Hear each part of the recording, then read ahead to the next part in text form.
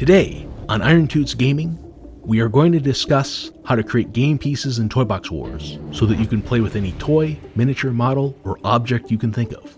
Yes, even that one.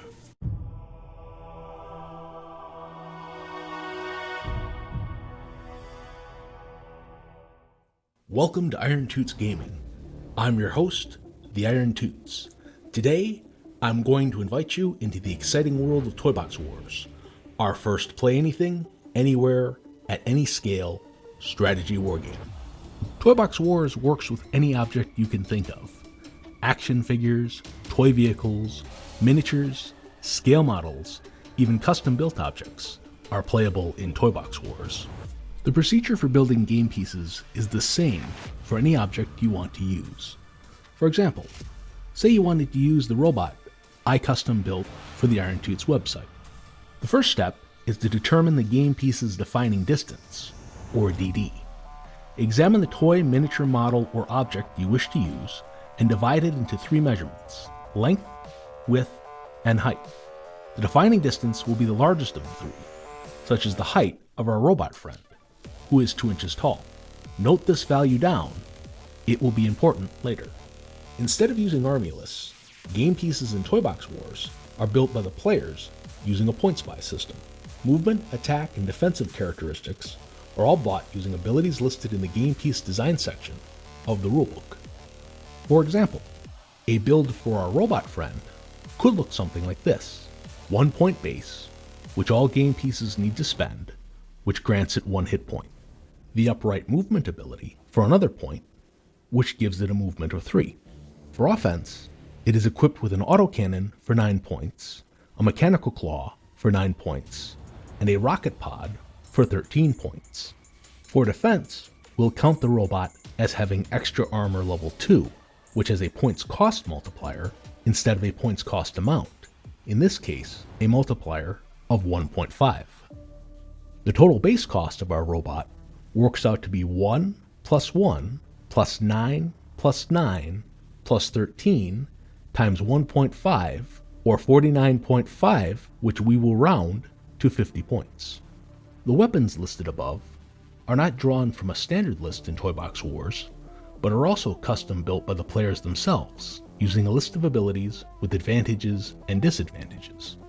For example, the autocannon breaks down as follows: 2 points for a ranged weapon, 3 points for extra damage level 2, 2 points for extra range 2, and 2 points for rapid fire, for a grand total of 9 points. The rocket pod is also a ranged weapon, but it breaks down differently: 2 points for a ranged weapon, 1 point for extra damage level 1, 6 points for burst effect 2, 2 points for indirect fire, and 2 points for artillery fire level 1, making for a total of 13 points.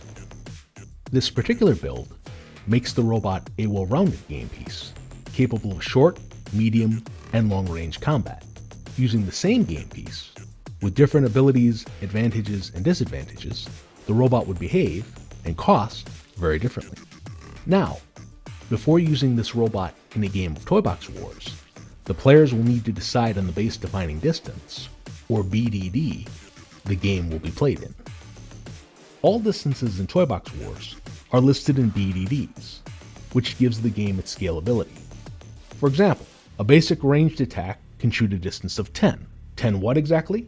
The answer is 10 BDDs. The BDD is up to the players to decide on, but is usually equal to the defining distance of the smallest unit that can act independently in a game, such as the height of a soldier or the length of a tank. In a 1-inch BDD game, a ranged attack with range 10 can shoot 10 inches. In a 5mm BDD game, that same attack can shoot only 50 millimeters. So this means that shooting its autocannon with a range of 40, our robot can shoot 40 inches in a 1-inch BDD game and 200 millimeters in a 5mm BDD game, right? Well, it's not that simple. The answer to how long a game piece can shoot in Toy Box Wars is a product of the game piece's BDD, but is also a product of the game piece's size category in that particular game. Earlier in this video, we measured the robot's defining distance. We can now use that and the game's BDD to determine the size category our robot is in an individual game. To do this, we divide the robot's defining distance, 2 inches, by the BDD of the game we plan to use it in, and consult the scale table in the rulebook. The scale table contains various bonuses game pieces add to their base abilities, depending on how big they are in relation to the game's BDD.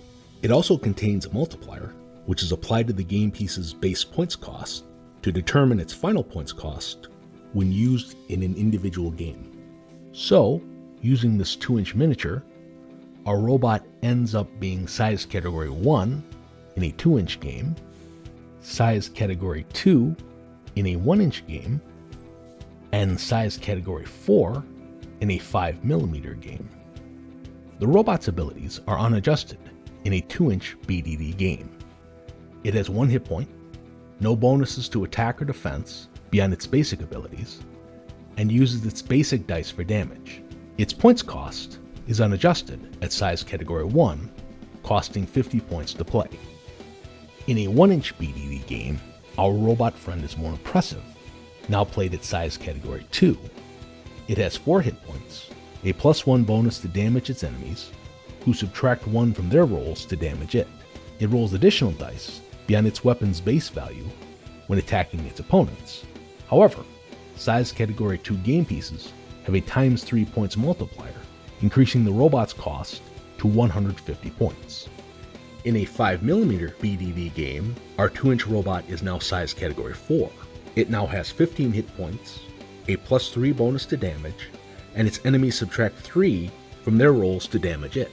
It now rolls considerably more dice when using its weapons than it did even as a size category 2 game piece.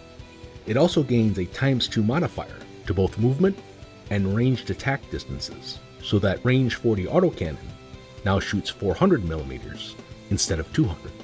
All that power does come with a price though. With a ×10 multiplier, our robot now costs 500 points to field in a 5mm BDD game. The behavior of game pieces in a game of Toy Box Wars depends on both the game piece's in-game build and the size category that the game piece works out to be in an individual game. Toy Box Wars was playtested at a wide variety of BDDs, using a wide variety of game pieces. Everything from 5mm BDD games with miniatures as small as this armored car, up to games using a 1-foot BDD, allowing us to use this 6-foot proxy of a giant robot. I'd like to thank you for joining me for this introductory video into the exciting world of Toy Box Wars. Future videos will cover the combat system, special scenarios created for the game, and additional rules for creating game pieces capable of changing forms, combining into larger game pieces, and a whole host of other topics. If you're interested in picking up a copy of Toy Box Wars, it's for sale on IronTootsGaming.com, link in the description below. As you can see, Toy Box Wars offers you the freedom to use what you want, how you want, where you want. Thank you for joining us, and never stop playing.